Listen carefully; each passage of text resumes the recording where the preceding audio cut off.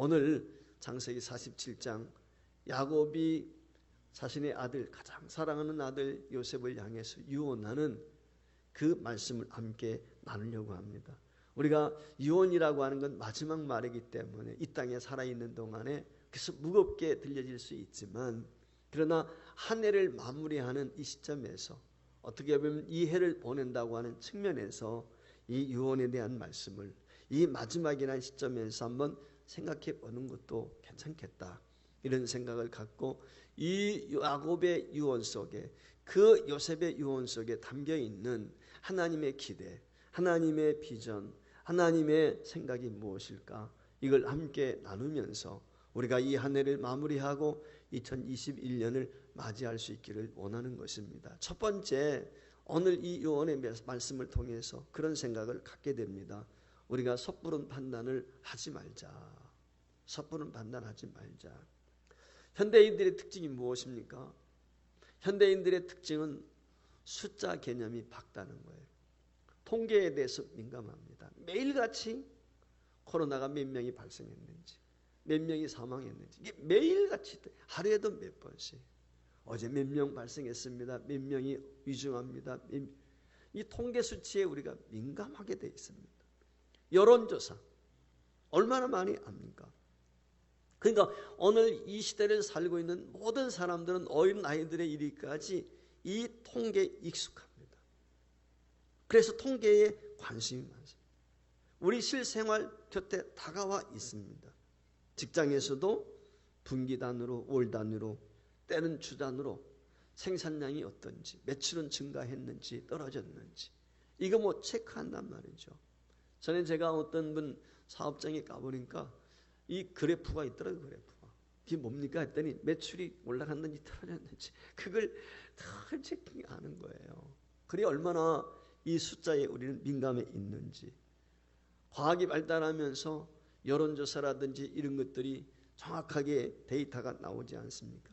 그러다 보니까 현대인들은 정말 이 수라고 하는 것, 숫자에 굉장히 민감한 것 같습니다. 특별히 어려서부터 우리는 어떻습니까?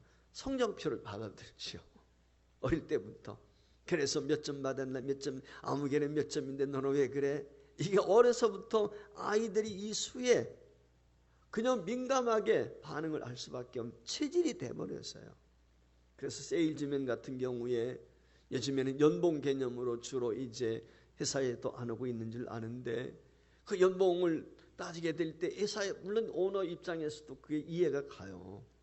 예를 들어서 연봉이 이 사람이 얼마인데 이 사람이 매출이 얼마를 올려줘야 회사에 플러스가 되는 것 아니겠어요? 근데 연봉은 얼마 지불했는데 매출은 이 사람이 올린 매출은 그 연봉보다 적다고 하면은 적자니까 회사 운영에 어려움이 있겠죠.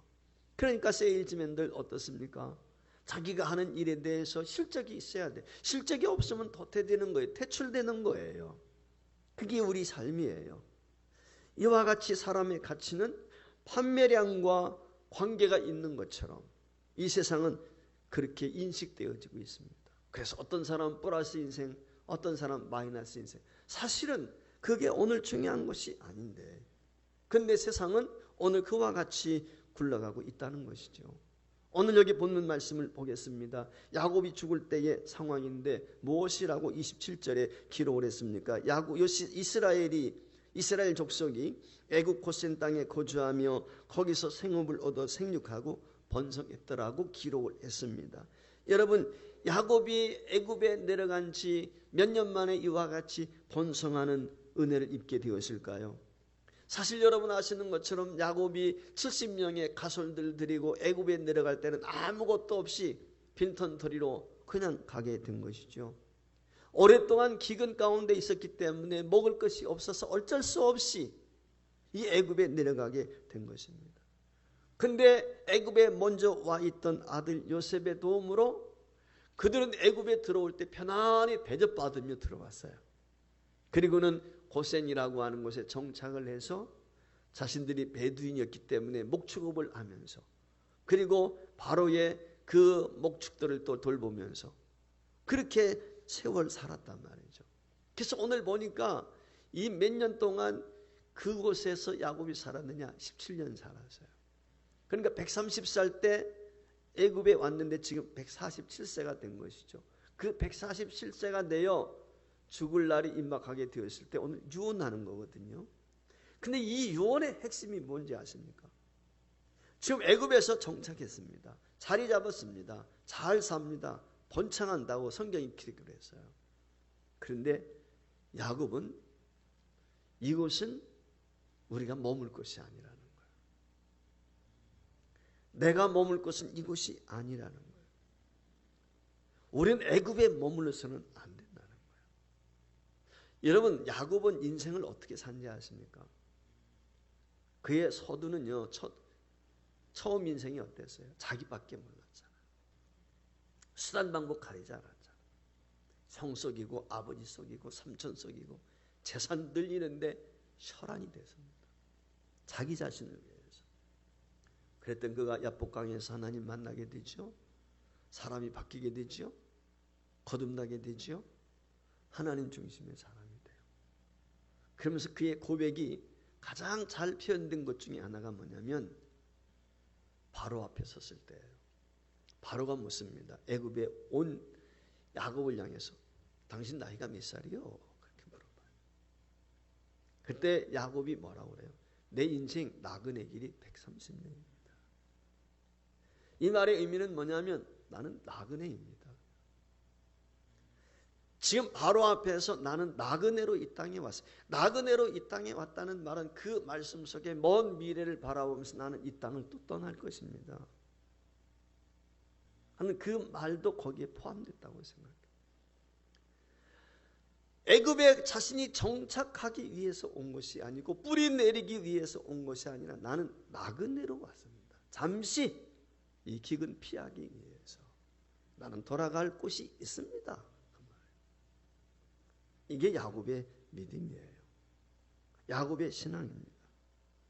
야곱은 요셉에게 자신이 죽으면은 그렇기 때문에 애굽 땅에 묻지 말고 자신을 메어다가 조상들이 있는 그 가나안 땅, 헤브론 땅, 아브라함과 이삭이 묻혀 있는 그 땅에 날 묻어줘라.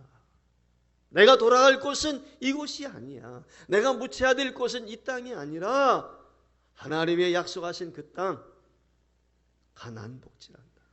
그걸 지금 이야기해요. 비록 애굽에 와서 번성한 삶을 누리고 호화호식하며 있지만 아들 덕분에 잘 살고 있지만 그의 생각은 언제나 가나안 땅. 아버지가 묻힌 곳, 어머니가 묻힌 곳, 그의 할아버지가 묻혀 있는 그곳입니다. 유언이 변함없는 약속이 되도록 야곱은 심지어 어떻게 합니까?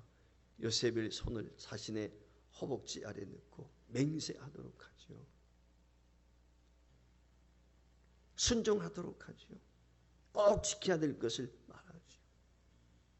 그 맹세에 따라서 창세기 50장에 보면은 야곱이 죽게 되었을 때 어떻게 합니까? 곡하는 기간이 끝나고 이제는 야곱의 시신을 우리가 잘 아는 것처럼 헤브론으로 가지고 가죠. 그리고 그곳에 조상들이 묻혀 있는 곳에 장사를 지냅니다. 그런데요, 야곱은 그렇다 치더라도 요셉도 마찬가지예요. 요셉도 창세기 50장에 가보게 되면 임종이 가까워하게 됐을 때 아버지 야곱처럼 자기도 유언을 해요.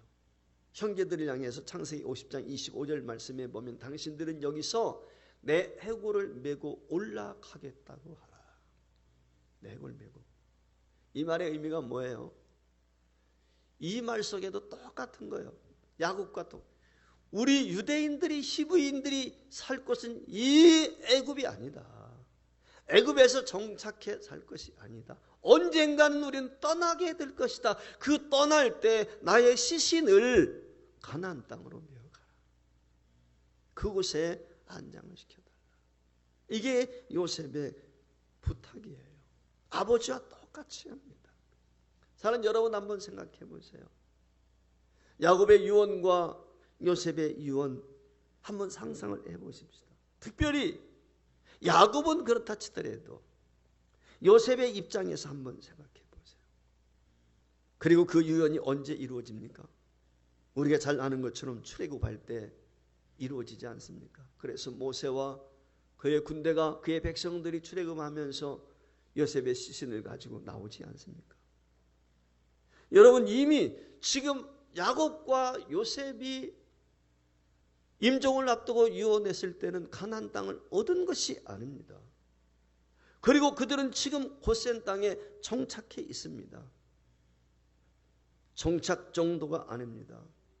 주변의 눈치를 볼 필요도 없습니다. 당당하게 애굽에서 살 수 있습니다. 왜 그렇습니까? 요셉이라고 하는 사람은 애굽의 제2인자입니다. 누가 감히 넘볼 수가 없습니다. 야곱이야 나이 들어서 고향 생각나서 고향에 묻힐 수 있다고 하지만 요셉의 입장에 보세요. 고향에 뭐가 있습니까? 부모님이 계신 것도 아니잖아요. 여러분, 요셉은 어릴 때 형들의 미움받아서 죽을 고비 넘겼잖아요. 웅덩이에 빠졌던 요셉 아닙니까? 그런데 다행히 형들의 마음이 동해서 그를 웅덩이에서 건져냈지만 노예로 팔렸잖아요. 어린 나이에 노예로 팔려가지고 애굽에 종살이 했습니다. 심지어는 모함마도 감옥까지 갔습니다. 누구 때문이었습니까? 가나안 땅에서 그 형들의 미움 때문에. 그들이 자신에게 고통을, 그러니까 가나안 땅 하면 좋은 기억보다는 아픈 기억, 힘든 기억, 죽을 고비 넘길지. 그렇지 않겠어요? 무엇이 가나안 땅이 그리움이 있었겠습니까? 지금 여기는 번창하고 있습니다. 창대케 되었습니다. 부러울 게 없습니다. 권세를 누리고 있습니다. 이곳에 영원히 살아야 되지요. 그런데 요셉은 아닙니다. 오늘 우리가 민감한 것이 숫자라고 말씀을 드렸는데 어쩌면 숫자로만 본다면 애굽 땅에 거하는 것이죠. 그러나 요셉과 야곱은 그렇지 않았습니다. 오늘 우리가 명심해야 될 것은 내가 성공했는지 실패했는지 우리 스스로 쉽게 판단하지 말자는 것입니다. 지난 1년 동안 지내온 인생을 섣부르게 이건 성공이야, 이건 실패야, 우리가 결정 안 했으면 좋겠어요. 섣부른 판단이 올 대로 교만하게 만듭니다. 조금 내가 잘 나갔다면 우쭐해질 수밖에 없는 게 우리 인생이지요. 이 점을 우리가 명심해야 돼요. 하나님은 교만한 자를 가까이 하지 않습니다. 거만한 자를 멀리 하시거든요. 우린 잘 나갈 때일수록 겸비해야 돼요. 겸손한 마음을 가져야 돼요. 이것이 우리의 자세이기 때문에 성패에 대해서, 성공 실패 여부에 대해서 그렇게 우리는 민감해하지 않습니다. 이것이 성도인 것입니다.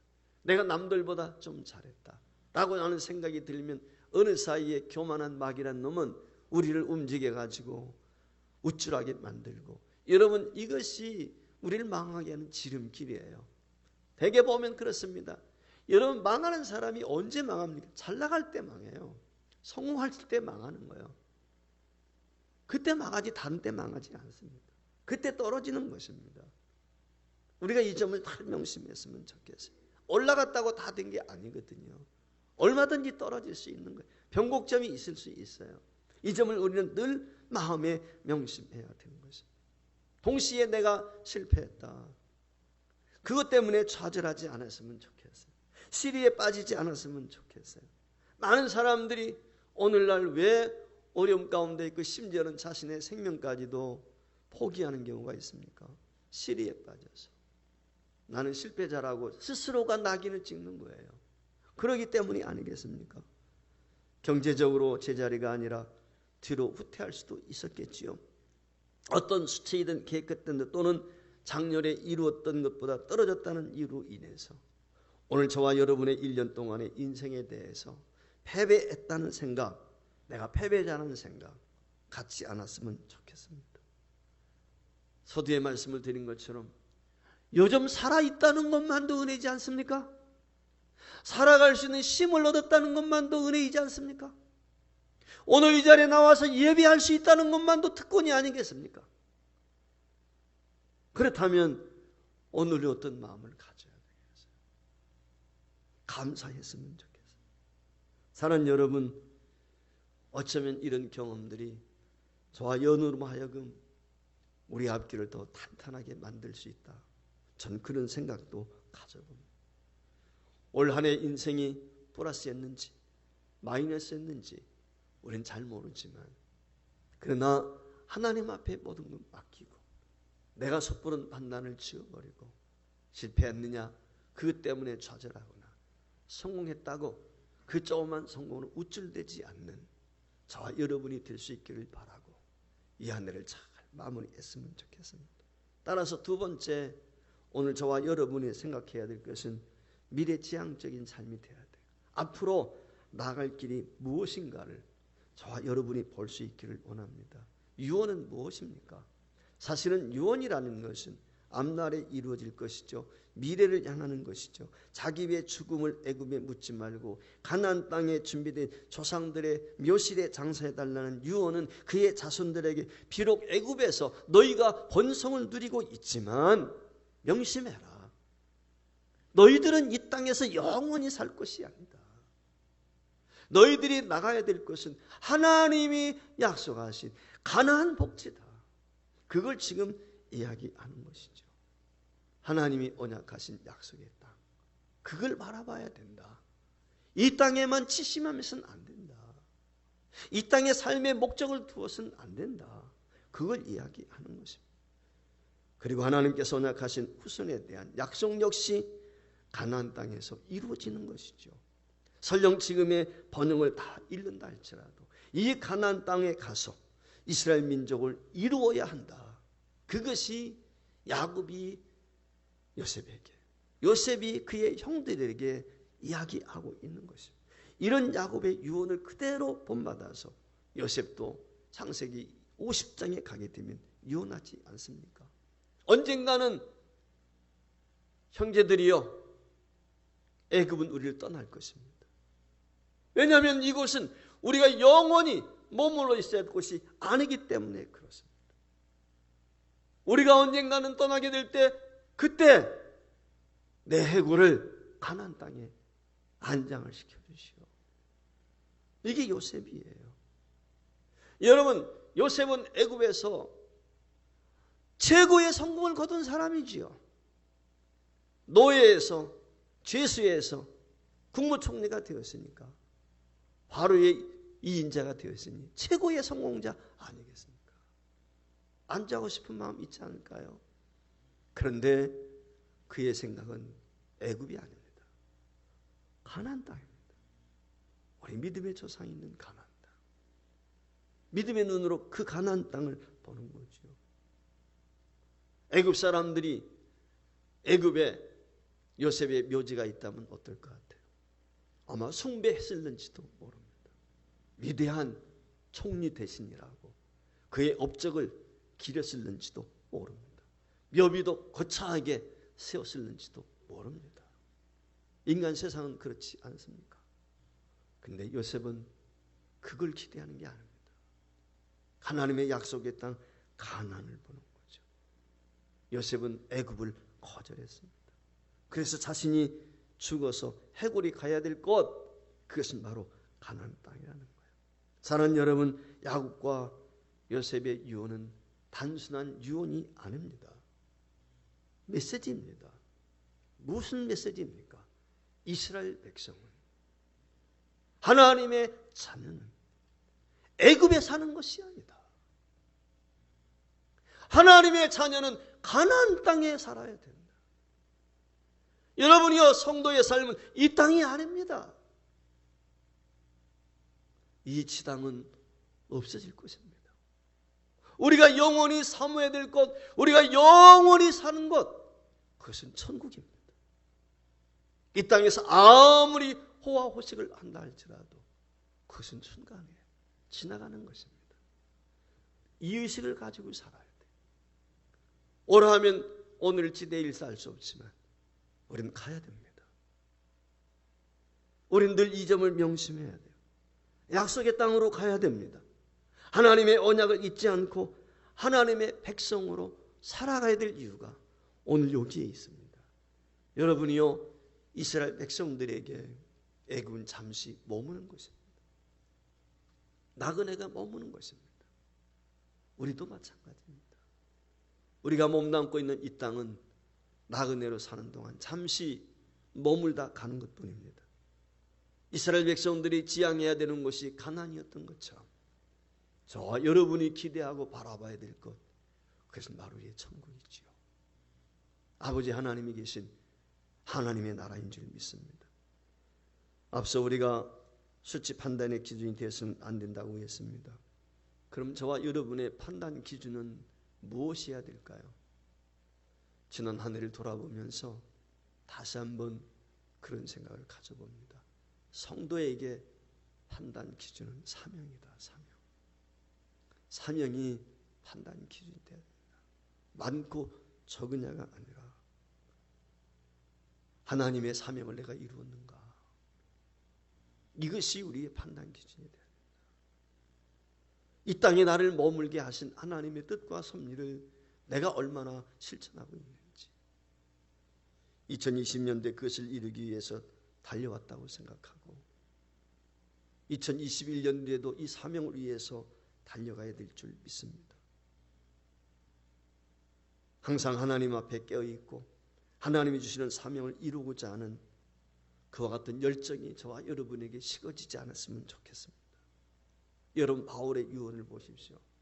그가 마지막 사랑하는 아들 디모데에게 디모데후서 4장 7절에 보면은 유언의 말씀을 기록하고 있죠. 그는 자기 업적에 대해서 단 한 번도 이야기하지 않습니다. 그가 고백하는 것은 뭐 내가 교회를 몇 개 세웠고 내가 몇 명에게 전도했고 내가 무엇을 해, 그런 얘기가 없어요. 바울은 말합니다. 나는 선한 싸움 싸웠다.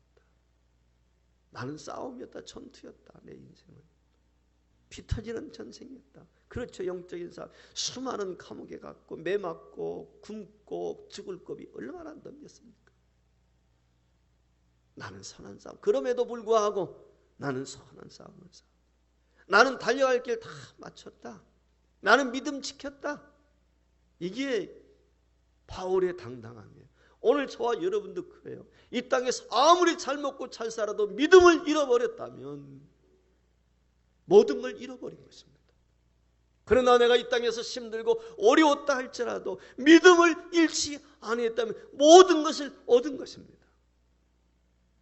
사는 여러분이요, 힘들고 어려운 한 해 살아오시느라고 정말 고생하셨습니다.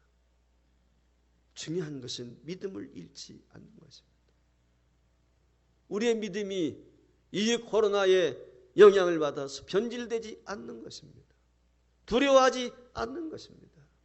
말씀에 서서 바울 사도와 같이 선한 싸움을 싸웠습니다. 주님, 최선을 다했습니다. 끝까지 달렸습니다라고 고백할 수 있는 사명자로 살 수 있기를 주의 이름으로 축원합니다.